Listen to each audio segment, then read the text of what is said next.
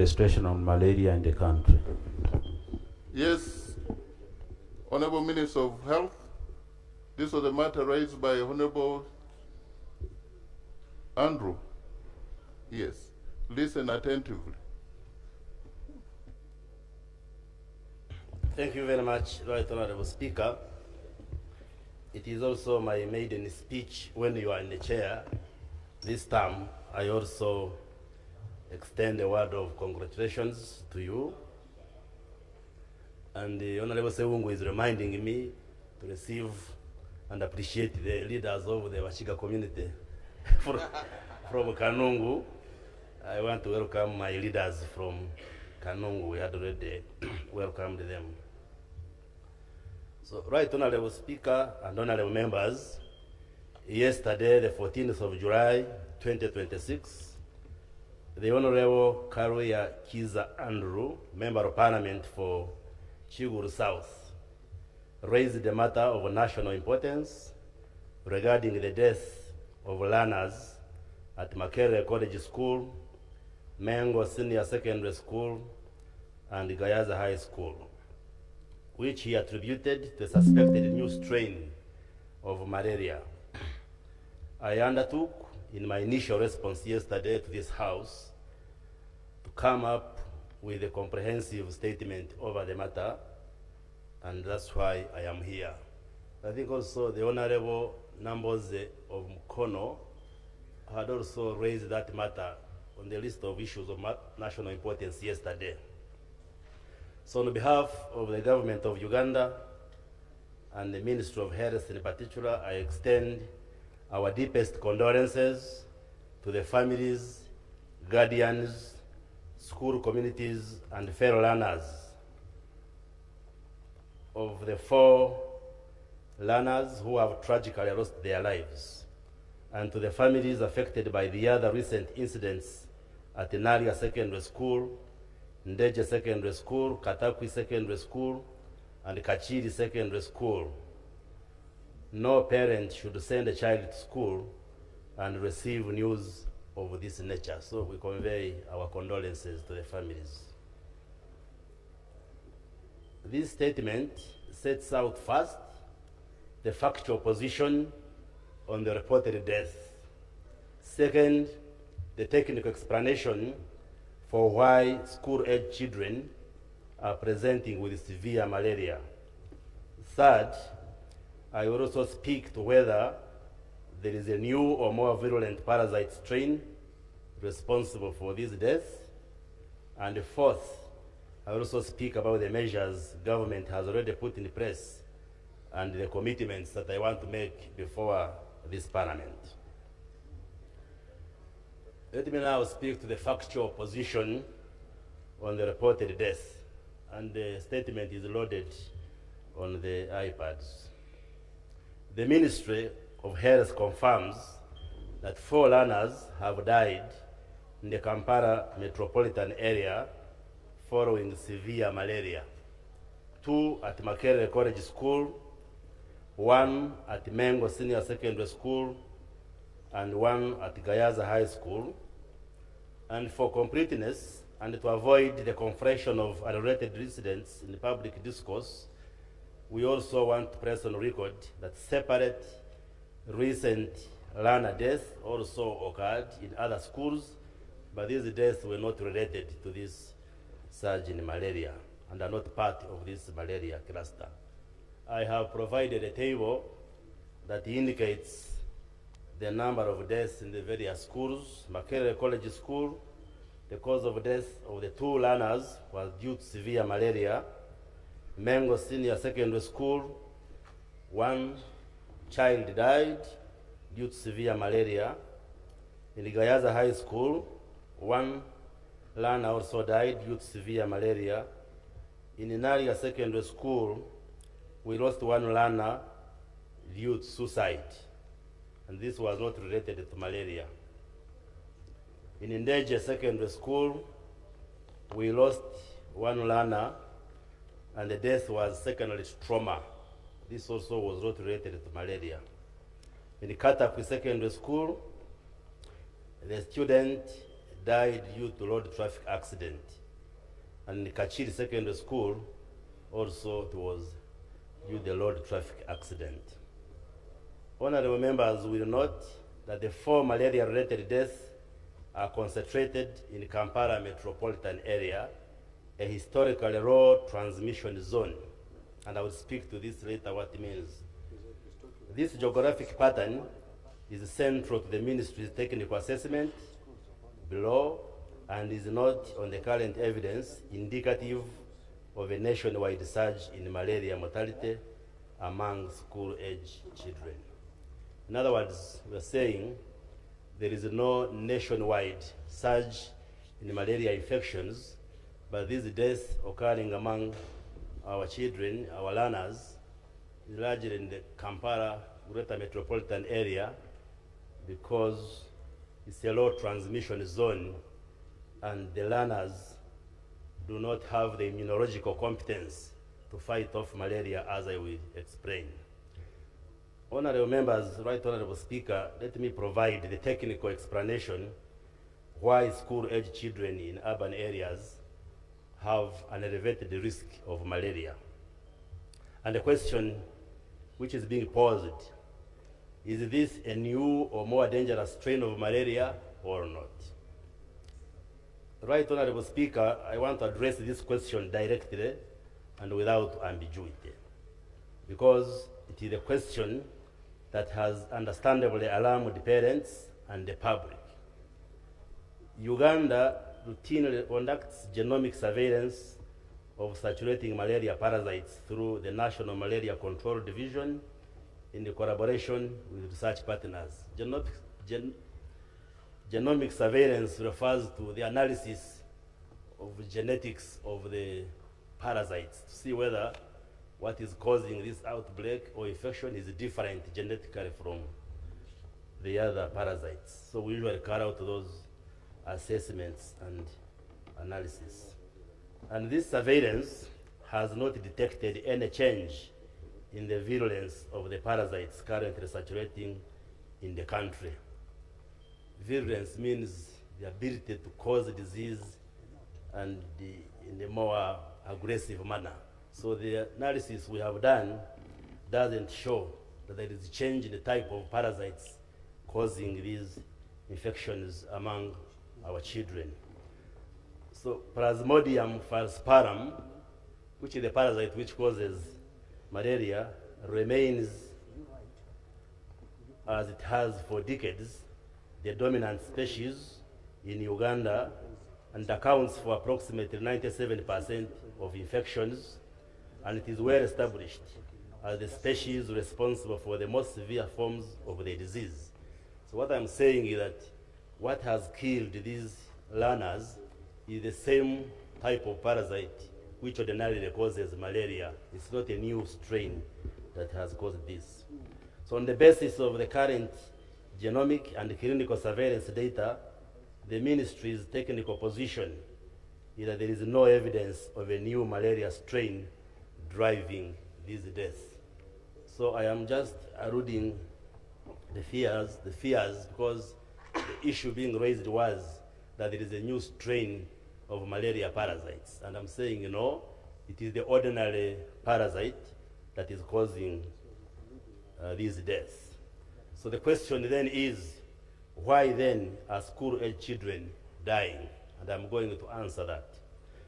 The explanation lies not in the parasite, but rather in the immunological profile of the affected population.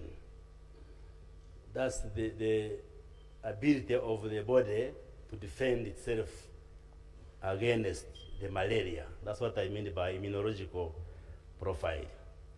Uganda's sustained investment in malaria control over the past 2 decades, and the measures include long-lasting insecticide nets, and I hope all of you sleep under mosquito nets as members of parliament.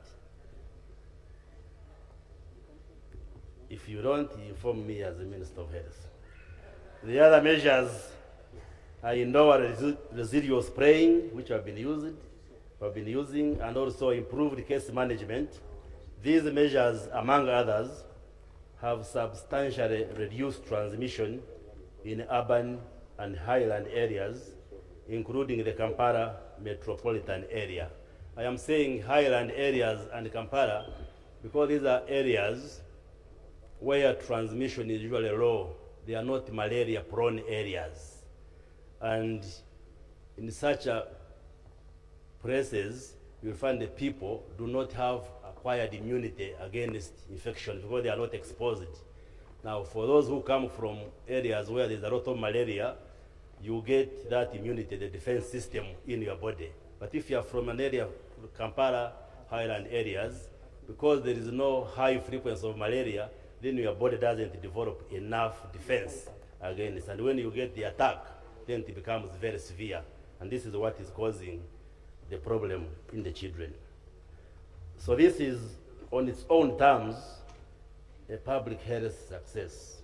Success meaning the other interventions we have been providing. However, it has produced a well-documented epidemiological paradox that children growing up in these low transmission areas are exposed to malaria parasites less frequently in early childhood and therefore do not build up the same level of acquired immunity as children in high transmission rural areas. And that's the explanation I am giving. That children who are in areas with high density of malaria, they develop immunity early enough. But those from areas where malaria is not of high prevalence, they don't develop adequate defense systems in the body. And those areas include Kampala and the greater metropolitan areas, and some highland areas like Chigezi, the Bugisu areas. So, and that's the problem here we are facing, that the children affected had a low immunity because they are not exposed to malaria in their early ages. Honorable Minister, do you want to go to the Minister of Health response? I know Honorable Kaluya is already nodding because you've used a lot of terminologies. That's the problem of making a PhD holder to be a Minister of Health. Can you go to page 3, 4? Okay, let me paraphrase the statements without reading each one. Okay. And finish in a few minutes. So I think I have provided the explanation that it's not a new strain, but rather it's because the children were not exposed to malaria in their early stages of life. And now when they get an attack, it becomes very severe. Maybe allow me to read that statement, the next one, then I summarize the response. I know that you're, yes. So on page 2. Build it up. So the practical consequence is that a school-age child in a low transmission area who contracts malaria has little or no background immunity to slow the progression of the disease. And where a child with high acquired immunity might experience a mild self-limiting illness, an immunologically naive child can progress from first symptoms to severe malaria, including cerebral malaria and severe anemia within 24 hours. And from severe malaria to death within a further 2 hours if emergency treatment is not accessed at the time. So there will be a difference between a child from a malaria-prone area and a child from an area where malaria is low when they get an attack. It becomes much more severe because they don't have a strong built-in defense system. But let me also add, to the Honorable Speaker, that there are factors, for purposes of information, which attract mosquitoes to an individual. For instance, a pregnant woman attracts mosquitoes compared to one who is not pregnant. There is also... You may have to explain... Yes, I can. There is also evidence. Is it about the size of stomach, like for general kidding there? Or? There is also evidence, Right Honorable Speaker, that if you are consuming alcohol, especially beer, you also attract mosquitoes. Yes. So if I sit with you if I sit with you and I am taking juice, and for you are taking beer, and there are mosquitoes around, you will get more bites of mosquitoes compared to me who is taking water or juice. This is science. Why? There are factors. Mosquitoes get attracted to the amount of carbon dioxide you exhale. Number two, when you have raised the body temperature, that also attracts mosquitoes. Number three, if you sweat, if you're sweating, you see people taking beer in a bar can bring sweat. Now sweat, in that situation, both for pregnant women and even those taking alcohol, it has some chemicals, particularly lactic acid, uric acid, and ammonia, which attracts mosquitoes. This is evidence to research. You can read it. It is documented. It is documented. So that's why when we have a campaign against malaria, we focus on pregnant women, children, but also children and pregnant women produce other biological substances called pheromones, which attract mosquitoes. So this is information which we factor in our communication so that the public understands. Briefly, what has been our response as Minister of Health? Right Honorable Speaker, I am not discouraging you from taking the bitter thing, but I'm saying when you take it, beware that the mosquitoes are looking for you. So you can take it from inside the room or have a mosquito repellent. Honorable Minister, could it be possible that mosquitoes are attracted to those who take alcohol because they wouldn't feel it? They wouldn't mind. And so they cannot be killed? Mosquito could be that wise, because somebody taking alcohol is so preoccupied with other things. But go on, you're making very good points. Yeah. No, because the mosquitoes also want the alcohol, and as you take it, you are releasing some products which now attract. So they also share on the bottle. Thank you, Minister. With permission of the Speaker, I can. It's you on floor. It is me, but Thank you, Honorable Minister. I agree with you 100% that with that challenge, but I want you to put this one clear about these four cases. I want to know about the diagnosis, whether they were diagnosed in time. Secondly, how they were managed, if they managed the malaria very well. And thirdly, about the... Honorable Member, we are going to give some few minutes for... Allow the Minister to yeah. Thank you so much. Yeah. I will answer, Honorable Member, I will answer those questions as I read the response of the ministry. I was coming to that.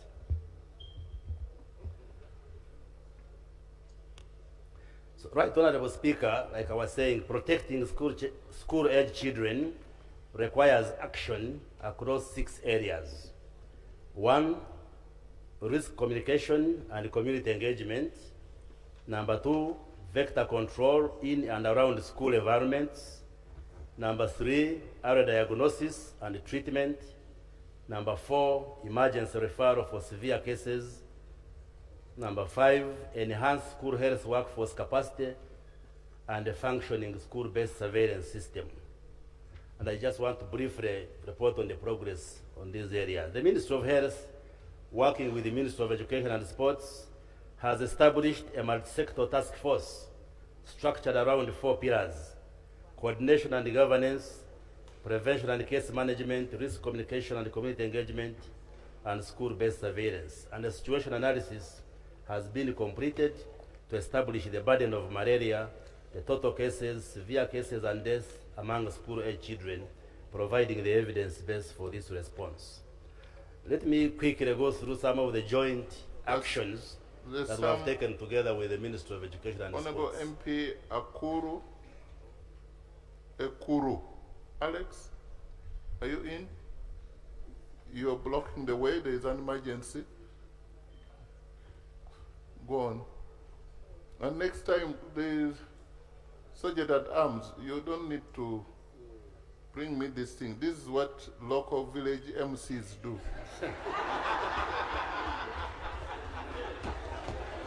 Please.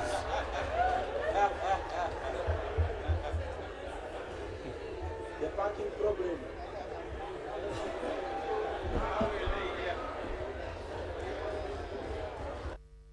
Order, order. Let Honorable Minister, please. Right Honorable Speaker, we are working with the Ministry of Education and Sports, and we have put in place a number of measures which include, among others, a rapid malaria risk assessment, including a confidential inquiry commencing with the 4 affected schools. So we are investigating, getting deeper what could have been the problem. We have also instituted key risk communication and prevention messages to schools. I have attached to my statement a guidance note we have given to all schools in Uganda regarding malaria, what it is, the do's and don'ts, and what should schools do. I have attached it to this statement. And we have developed it together with the Ministry of Education and Sports.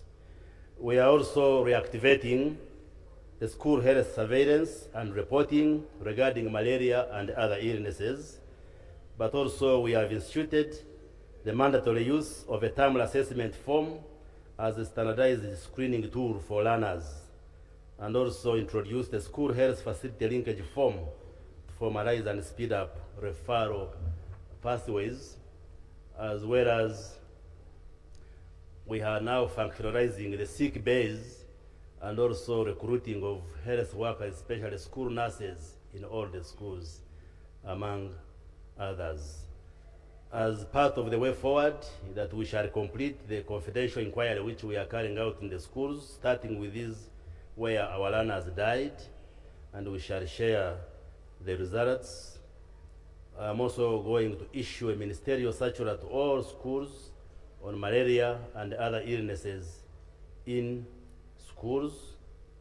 We are also starting on the recruitment and deployment of nurses, school nurses, and health workers in all our schools in Uganda, and also working on strengthening emergency referral systems within schools so that we link the schools and the nearest health facilities so that situations like these where children fall sick, they can be referred at the earliest to avoid some of these deaths like we have witnessed. And also we are developing a costed plan which we shall share on how we can manage malaria and other health challenges in our school populations, Right Honorable Speaker.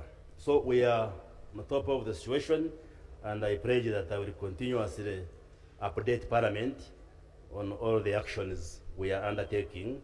But once again, we convey our condolences to the families, and going forward, we shall ensure that we strengthen the system so that our children do not die needlessly when we send them to schools. Thank you very much, Right Honorable Speaker. Thank you, Honorable Pitogwa, the Minister of Education. Your Excellency, first of all, I want to begin. Right Honorable Speaker,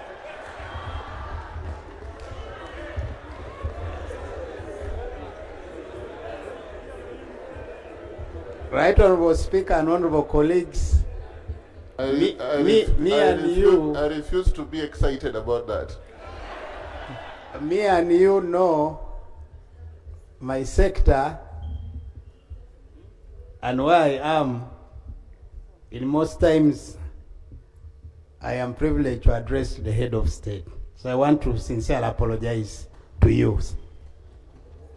Right Honorable Speaker, on my own behalf, allow me to congratulate you for becoming the Speaker of the 12th Parliament. Congratulations. In line with the document or the presentation of the minister, allow me first confirm and agree that this statement was a consultative between the Minister of Health and the Minister of Education and Sports. However, I have one area where I want the record to be corrected. In Katakwi, where I come from, and in the constituency where I represent, the alleged death of a kid, for the record, is not true. Secondly, it is true one driver of a school bus of Malaria High School died when they were transporting our children for a school excursion to Entebbe Airport. And that school is also called St. Paul's Comprehensive Secondary School in Katakwi, in Ngariam constituency. I want to thank the health team from Iganga and Jinja Regional Referral Hospital for attending to our children, who up to now, some of them are still receiving treatment, but none of them has died. That is for the record. I thank you so much. Thank you very much, Honorable Baryomunsi. Your explanation, it would not attract a lot of debate, but I want to give to 4 people, medical people. But before the medical person comes, let me get Honorable Kaluya. Please, if you are a traditionalist, please. Yes. Honorable Kaluya, you are the one who raised the matter. Thank you, Right Honorable Speaker. And Right Honorable Speaker, allow me also congratulate you upon your election as our Speaker for the 12th Parliament. Allow me also congratulate you upon your appointment as a special envoy for somebody. Right Honorable Speaker. To what? For PLU. Okay. I don't know why people are having a noog about that. Right Honorable Speaker. Yeah. I want to thank the Honorable Minister for a very wonderful and elaborative response over the matter that I raised as a matter of national importance over the death of some students who succumbed to malaria. It is very good that he has allayed our fears, whereby we thought there was a new strain of malaria in the country. It gives us a lot of comfort, both as parents and as leaders, that we don't have to worry so much about what is going on. However, we just need to improve on how we combat the malaria itself. Thank you. Right Honorable Speaker, when I raised the matter, I had prayers, and I want to affirm that the Honorable Minister has ably answered all the prayers that I raised, and I beg to thank him so much. Thank you, Right Honorable Speaker. Thank you. And I want to, on this note, thank the front bench. Join the Honorable Sewungu. If we continue this way, this Uganda will be different. Next, Honorable Emis. Shadow Minister Health is where? Please, traditional healers, don't speak now.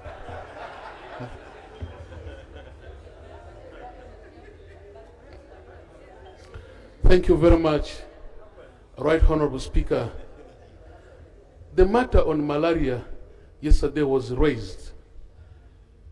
Honorable Speaker, malaria remains the cause of mortality within the population, approximately 10% of the sicknesses or checks that are done in OPDs consist of malaria, particularly in West Nile, zeroing it to Arua Central and Oli Health Center.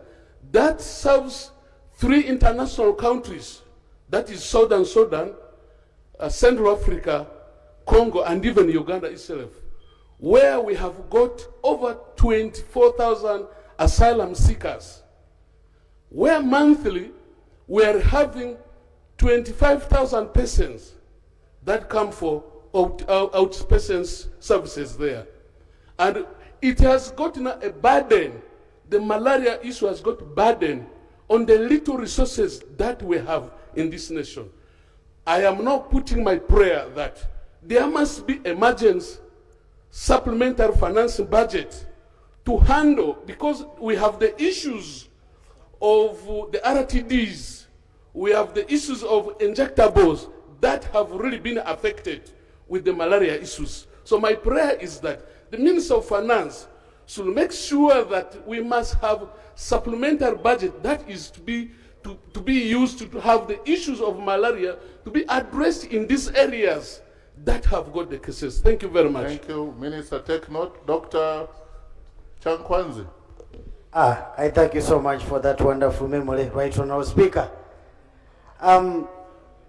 First and foremost, I would like to credit my government for the tremendous work well done in the fight against malaria. That has been great. Secondly, I would like to credit my minister for the mouth-watering ministerial statement he has just read out.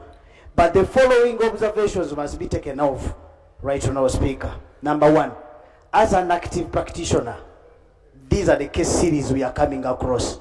You come across a child or even an adult who has been managed with the first-line treatment and is not cured, has gone on to a third-line treatment or even second-line, third-line, not cured.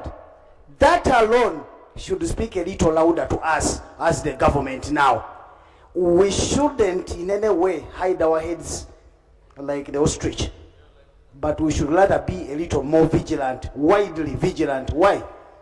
The Minister for Health, he knows this, that within our surveillance system, in the genomics, we've already captured a mutation of K13, which is one of those genes that the malaria parasite uses to make sure that it dodges the killing power of the drugs we have today. Because we agreed as a nation to shift to our first-line treatment for malaria, being the so-called ACTs. Those are the artemisinin combined treatments we use. But now, that mutation of a gene has been picked within our population. True, what is telling us that these are the cases we've had of death that reported are coming from a low malaria endemic region, yes, and therefore the immunity is not good enough, yes, but we shouldn't forget that. And also, we should remember as a nation, when we were shifting from chloroquine and quinine to ACTs, it all started like this. Cases of resistance here and there. So we should institute a team. Actually, first and foremost, a parliamentary statement should be as follows. Us creating a situation whereby there is more financing to the genomic surveillance team. More financing should also be going to the following major laboratories that are helping us in history. You want to lower your microphone a bit? Yes. The one of Makerere University, the one of Uganda Virus Research Institute, and the one he has talked about of the malaria control division that we do have. But when we increase finances to them, that will enable them actually have a high rate of picking out those cases of resistance. That's number one. Number two, we should also remember, each one of us, wherever we are coming from, we are challenged. The presence of those services actually at the different health facilities. We are finding situations, I'll give you a case in point. When you look at Intueto Health Center 4, when you look at the budget, whatever comes up, it comes in time. The government provides it by monthly supply of drugs and all these other test kits and whatnot. But you know what is happening right there? Whatever they apply, whatever they supply on the ground to work for 60 days, it is exhausted within 11 days. Okay. That tells you we have to revisit our budget and pay more emphasis on issues concerning stock Thank the you. kits and the drugs for against malaria. Thank you. And lastly, as I conclude, Right Honourable Speaker. Honourable Member, keep it short. All right. Yeah. As I conclude, Right Honourable Speaker, we should also ensure that on the ground, as we give these drugs or we make them available, we should ensure also that the facilities which we upgraded and we don't have the functional machinery within, and also the staffing norms, we actually come up and we put the staffs there and also the machineries within those facilities. Thank you so Now, much, Right Honourable Speaker. The medical doctors are giving us a lot of time. Let me get some traditional healer. Honourable Mura.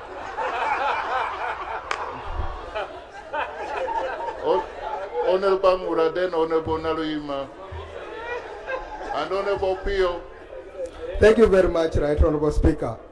Right Honourable Speaker, I want to thank The shadow health should prepare, yes, and that should be the end. We go to the main debate here. Right Honourable Speaker, I want to thank the Honourable Andrew Kaluya for raising this issue yesterday, but also thank the Honourable Minister who has ably responded to this very important issue that was raised. Right Honourable Speaker, I want to thank government of Uganda. In my community, I say this with utmost good faith. On the 19th and the 20th of June, that is last month, we had a very big camp, health camp, that was run by Caring Hands International Ministries, supported by over 73 medical personalities from across the country, being led by the team from Mulago. And those people examined over 1,000 patients who responded. And when I went to close that camp, I was surprised by the report that I was given. They thought they were coming to attend to many malaria cases. They told me of over 1,000 tests they ran, they did not realize any malaria case. I want to thank government for that. However, what they told me, which should also be of interest to the minister and the whole medical fraternity, that 47% of the people they tested had non-communicable diseases. So it means, as we are looking at malaria as one of the key killers, as it has been known in the past, we are also facing other challenges that are now eating our community slowly but surely. The non-communicable diseases that they emphasized on was diabetes, was high blood pressure, as among others. So finally, Right Honourable Speaker, I want to request the minister here and all of us as Parliament that up to now we have sub-counties in our communities, in our constituencies, that don't have health center 3s. So I want to request the Honourable Minister, as you bring in your work plans, which we manage here as Parliament, let's bridge that gap of all the sub-counties in the country that don't have health center 3s in order to take services closer to our people. Thank you very much. Thank you. The minister wants to respond immediately. Yeah. The shadow minister will come, but you see, let the minister answer a little bit, because he will give you the clarification. Yeah. Okay, thank you very much, Right Honourable Speaker, and honourable members, for the interest you have in matters of health, because they touch all of us and our constituents. I just wanted to make 2 comments, Right Honourable Speaker. That as a Minister of Health, I pledge to give you as much information as possible regarding what we are doing to address the challenge of health care in this country. And I will request you, Right Honourable Speaker, if the order paper permits, for tomorrow, I update members of Parliament on the Ebola outbreak, how far we have gone in containing it. If the order paper allows, I will work with the clerk and your office, if the order paper allows. Secondly, I know the honourable members have many questions to do with health, especially in our constituencies.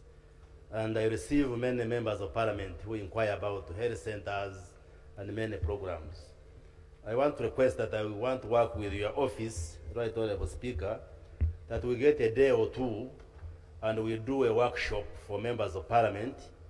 I bring all my technical team from the ministry, and then we update you on what the ministry is doing to address the disease burden in this country. The communicable diseases, non-communicable diseases, neglected tropical illnesses, just what I will allow you. The cancer, the Heart Institute, what's doing, the plans we have to upgrade health centers, how many sub-counties do we have that do not have health centers 3, and what plans do we have? How are we planning to provide ambulances to constituencies which do not have?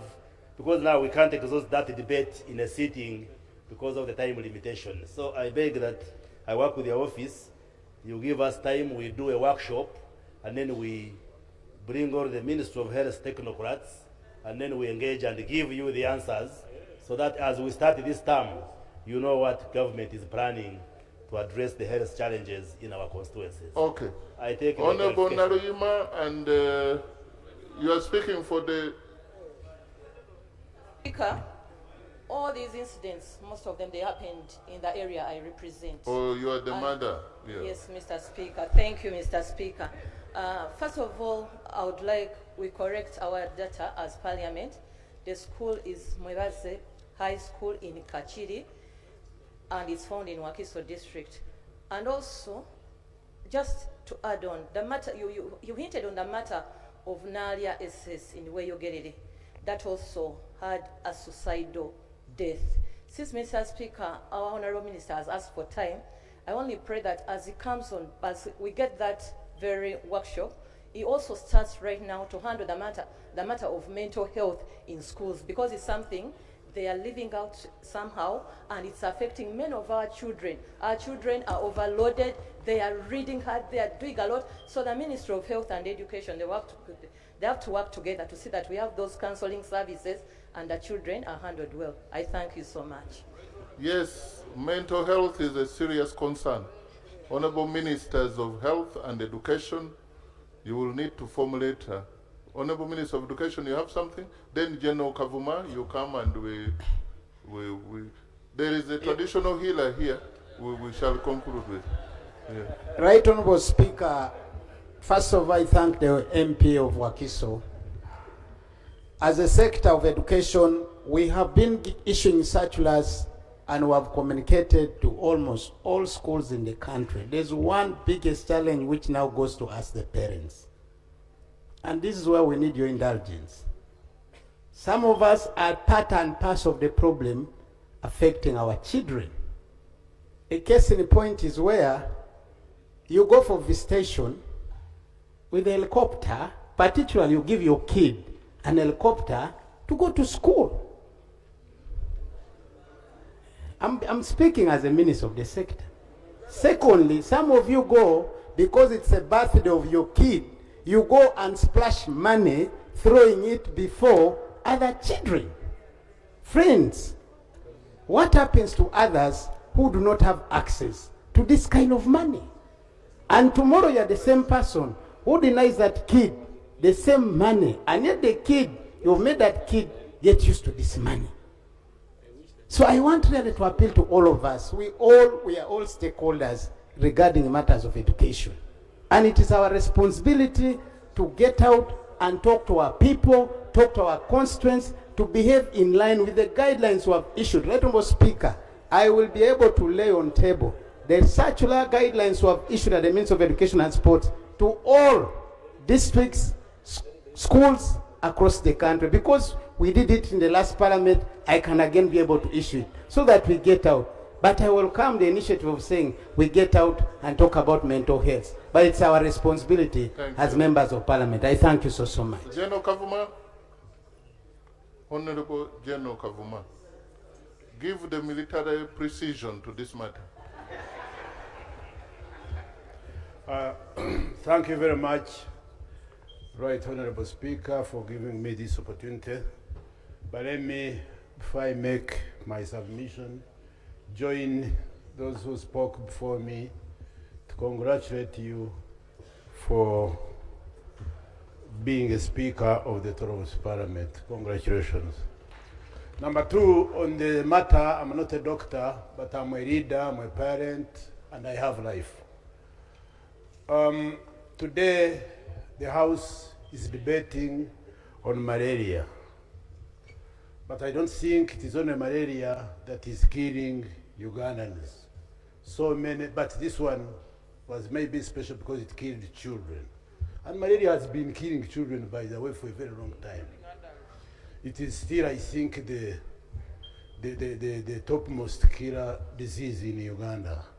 However, Ugandans, if you do research, even in the region, we lose a lot of people because of quite a number of illnesses and problems.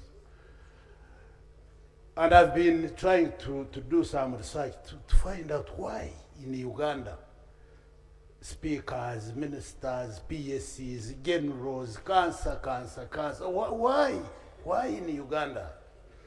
And my research revealed two main issues. Number one, Right Honorable Speaker, is that 98% of Ugandans do not go for periodic and regular medical checkups. That is a fact. We live on self, medication. You get headache, you go to the nearest pharmacy. The pharmacist prescribes some drugs, you go home. When the pain reduces, you don't even finish that drug they gave you. That's why you see every 2 kilometers there is a new pharmacy, because pharmacies make a lot of money out of us, or drug shops. And if you check, for us who are here, if you reflect what is in your bedroom, you find all of us having many pharmacies in our bedrooms and houses because of self-medication. Now, that is a problem to all of us. But number two, Right Honorable Speaker, is even the 2% that try to find out how they are, to check regularly, do not get the correct diagnosis. That is also another huge problem. If you pick 10 people from this parliament and you send them to the famous hospitals in Kampala here, you go to Mulago, they'll take your blood and whatever, they'll give you results. If you go to Nakasero and test for the same, different results. If you go to IHK, they give different results. Now, where is the problem? You have issues, they say it is pneumonia, mild pneumonia. They give you a sack of antibiotics. You finish them, the pain comes back. You go to another hospital, it is ulcers. They give you another sack of antibiotics. You finish them, the pain comes back. You go to another hospital. It is now those, Right Honorable Speaker, those who afford, when they go to our neighbor here in Aga Khan, which takes only 50 minutes from here, they check you, they find you have cancer and it is at stage 4. So my question is, where is it the machines? Where do we buy these machines? Is it the people that read the outcome of the machines? Where is the problem? So my players are, Right Honorable Speaker, my 2 players is, we are leaders, you are here as a house, you represent people. Please go back and sensitize and mobilize your people, the people you lead, the people that elected you to come here, to go for regular and periodic medical checkup. Number 2 player is the Minister of Education should look at the diagnosis issue. Where is the challenge? I beg to submit. Yes, traditional healer. Honorable Minister, note down. Because the Shadow Minister of Health is going to give some statement and you'll wrap it up. The traditional healer is doing here. Honorable Lino. Thank you, Right Honorable Speaker. Mine is just a suggestion. In our secondary schools, primary schools, boarding, these schools majorly have sick bays with a nurse, but they do not have laboratory technologists, because most of the time when kids are sick or children are sick, the nurse just assumes. So I want to suggest to Ministry of Education and Health, if they can come up with a policy insisting that schools must recruit a lab technologist, and the schools should buy simple microscope to at least carry out some tests, because diagnosis is the most important thing.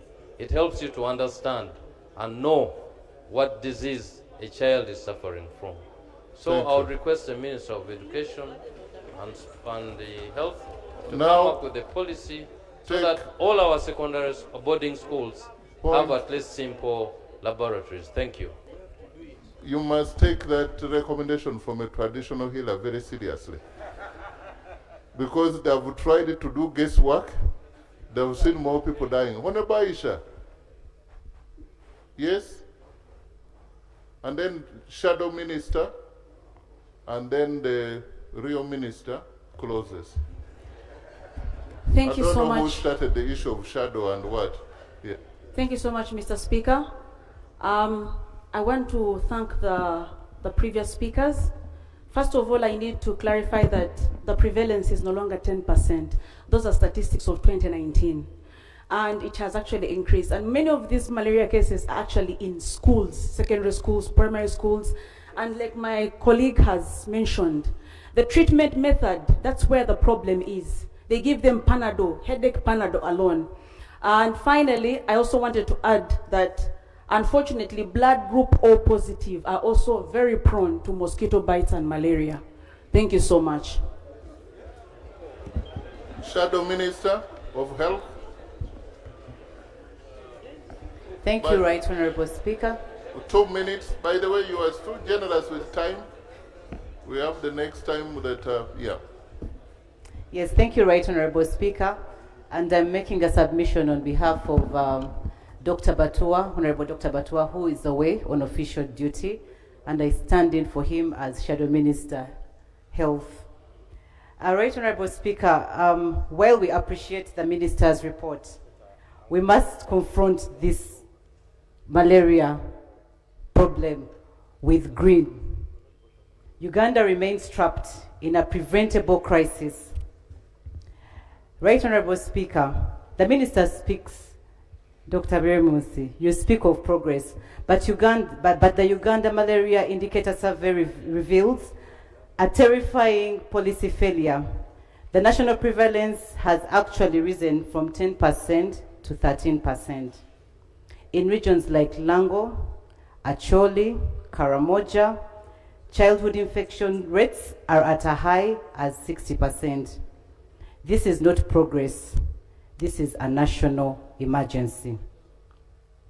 As Shadow Minister, we request and demand for an immediate policy reversal from passive malaria control to an aggressive elimination agenda. First, we must stop distribution of the obsolete standard pyrethroid nets that mosquitoes are now laughing at. The government must fully pivot to dual insecticide next generation nets like chlorophylla treated nets, which have been proven by World Health Organization to slash transmission by 50%. Secondly, Honorable Minister, we request to institutionalize and a mandatory indoor residual spraying, that is IRS, in public facilities, specifically boarding schools, to protect our children where they are most vulnerable. Finally, Right Honorable Speaker, We cannot eradicate malaria as a beggar. We cannot eradicate malaria on a beggar's budget. We demand a shift from total dependency on foreign donors to dedicated domestic health financing. We must equip our village health teams and end the chronic fetal medicine stockouts in our health centers. And this is happening to all of us in our areas of jurisdiction. Right, Honorable Speaker, we must stop managing malaria and start killing it. I beg to submit. Thank you. There's somebody here who said he has a 1 minute thing about the vector. Honorable Sia. 1 minute or 1 minute.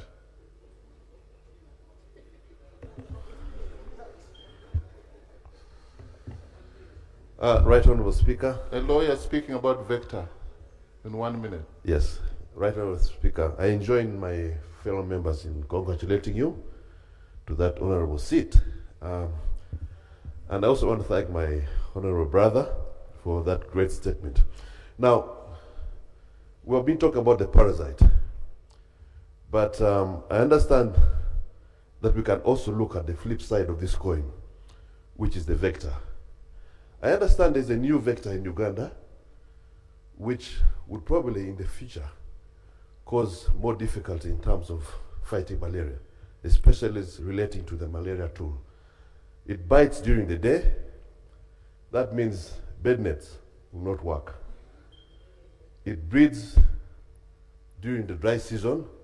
That means the incidence of malaria during the dry season, which are normally low, will still be at a height.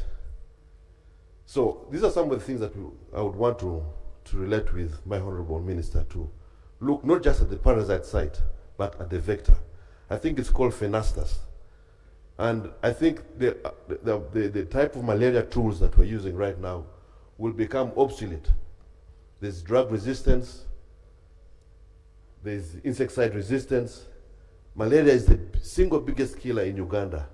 If Uganda does not look at this question with detail, honorable members, our population will be exposed to a lot of difficulty. So that was the issue I just wanted to raise with my honorable minister. Thank you. Honorable Minister of Health. What is the summation? Thank you very much, Right Honorable Speaker. I have the capacity to give a technical response to the issues being raised, but I have a limitation of time.